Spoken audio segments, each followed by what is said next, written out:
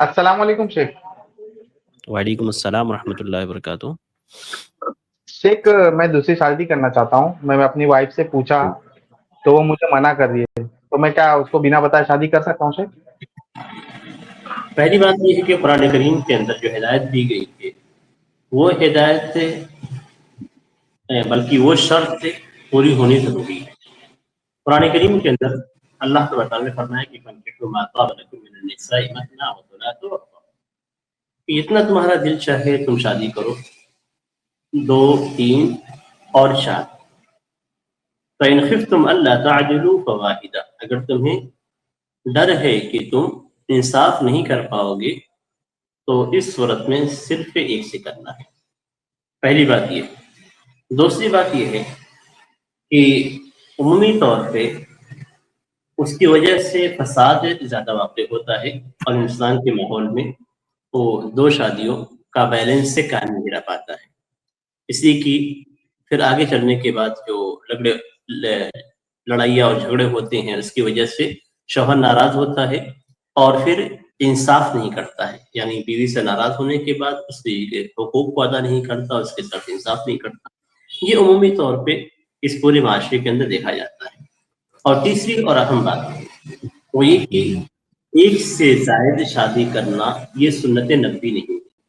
جیسا عام طور پہ لوگ اس کو سنت کے طور پہ پیش کرتے ہیں، یہ سنت نہیں ہے. یعنی نبی اکرم صلی اللہ علیہ وسلم نے ایک سے زائد شادی کی، صحابہ کرام نے کیا، عرب کے رواج کے اندر وہ چیز داخل تھی. اللہ تعالیٰ نے آپ کو آپ کی مرضی کے مطابق چھوڑ دیا ہے. اسی لیے اللہ تعالیٰ نے فرمایا کہ فانکحوا ما طاب لکم، جتنا تمہارا دل چاہے. یعنی اللہ تعالیٰ کی طرف سے اس کو سنت یا مستحب کے اعتبار سے یا افضل کے اعتبار سے پیش نہیں کیا گیا ہے. تو جس طریقے سے بعض افراد اسے سنت کا درجہ دے کے پیش کرتے ہیں اور ایسی سنت پیش کرتے ہیں جس کی کوئی فضیلت ہے نہیں، یہ نبی اکرم صلی اللہ علیہ وسلم کے عمل میں سے ہے. صحابہ کرام نے اور سارے صحابہ کرام نے اس پر عمل نہیں کیا. تو اس کو یہ کہنا کہ یہ سنت ہے جس کو آپ کریں گے تو بڑی فضیلت ہے، ایسا کچھ نہیں ہے. لیکن اس سے بھی بڑی چیز ہے کہ سنت کے مقابل میں آپ حرام کام نہ کریں. یعنی اگر آپ نے انصاف نہیں کیا تو آپ حرام کام کو انجام دیں گے. اور اس کی سخت وعید بھی ہے کہ جس کی 2 بیویاں ہوں اور ایک طرف مائل ہو جائے تو قیامت کے دن وہ آئے گا تو اس کا ایک پہلو ایک طرف مائل ہوگا، جھکا ہوگا. تو یہ وعید بھی ہے اور عدل انصاف کا حکم بھی دیا گیا ہے. تو اگر آپ شریعت کے ساری جو ضوابط ہیں اور شریعت کی جو پابندیاں ہیں ان کو لے کر ان پر عمل کر کے آپ دوسرے نکاح کر سکتے ہیں تو شریعت میں اجازت موجود ہے. ہاں، انجام پہ نظر رکھنا بھی ضروری ہے. اسی لیے کہ قرآن کریم کے اندر ہمیشہ انجام کے بارے میں ذکر کیا گیا ہے کہ دیکھو کہ جھٹلانے والوں کا انجام کیا ہوا. تو انجام پہ نظر رکھنا بھی ضروری ہے. ایسا نہیں کہ آج آپ کو یہ لگا کہ میں نکاح کرنے کے بعد دونوں کو رکھ سکتا ہوں، لیکن معاشرے میں آپ دیکھتے ہیں کہ ہاں انصاف نہیں کیا جاتا ہے، یا پھر لڑائیاں اور جھگڑے ہوتے ہیں، آپسی اختلافات، پہلی بیوی طلاق لے لیتی ہے، پھر آپ ایک پر آ جائیں گے. تو یہ ساری چیزیں ہوتی ہیں معاشرے کے اندر. تو ان ساری چیزوں سے آپ بند کر کے دوسری شادی کرنا یہ بھی درست نہیں ہے. ہاں، حالات اجازت دیتے ہیں، بیوی اجازت دیتی ہے اور آپ سنبھال سکتے ہیں، تو پھر اس طرح کی صورتحال میں کر لینے میں کوئی حرج نہیں ہے. جی شیخ، میں نا ان کے خرچے بھی پورے کر رہا ہوں، پورے A to Z جو بھی خرچے ہیں. میں نے گھر بھی الگ لیا ہے. میں نے یہ بھی کہا ہے کہ شادی کروں تو کوئی چیز میں ایگری نہیں ہونی چاہیے. تو اس کے لیے کیا کرنا ہوگا؟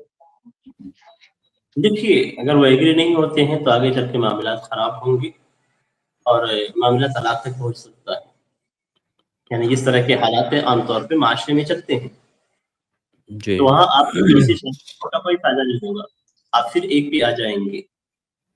تو ایک گھر کو برباد کر کے پھر ایک پہ آنے کا، یعنی یہ اس طریقے سے کرنا یہ مومن کی فراست نہیں ہے. تو حالات جب اجازت دیتے ہیں اس وقت آپ کریں تو زیادہ بہتر ہے. کہیں ایسا نہ ہو کہ وہ یاد نہیں دے رہے ہیں، آگے چل کے وہ خلا کا معاملہ لے، طلاق آپ سے لے.